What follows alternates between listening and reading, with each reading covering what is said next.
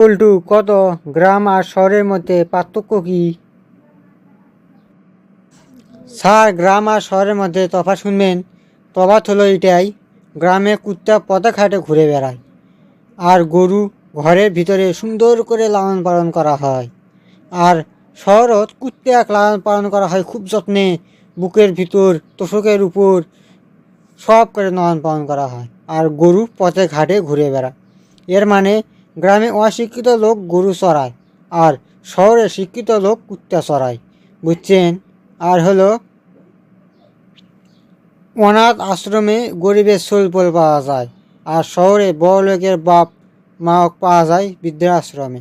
তারপর গ্রামের রাজনীতি খুবই জঘন্য। ভোট আইলে এক গ্রামের লোক আর এক গ্রামও ঢুকতে দেয় না।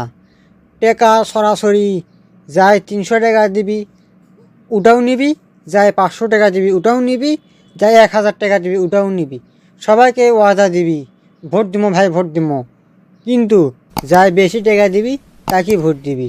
আর শহরে যার ভোট তাই দিবি, না দিলি নাই। শহরে হিংসা হিংসি এনা কম আছে, কারণ কেউ কাউকে দেখে না। আর গ্রামত মিশিয়ে কিছু যদি হয়, এটা গোটাল এলাকা সরাবি, কীভাবে সরা যায় এটা চক্রান্ত করবি।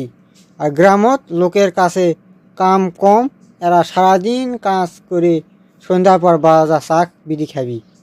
কার কি হয়েছে, কার বউ কি হয়েছে, কার ছেলের কি হয়েছে, এলা কবি আর কবি কানে দুনিয়ার সমালোচনা ঝড় বয়ে দিবি। একেবারে শহরের সমালোচনা একেবারেই নাই। খুব সুন্দর করছি রে, অসংখ্য ধন্যবাদ তো।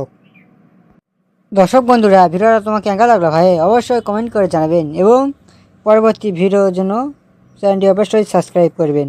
ধন্যবাদ।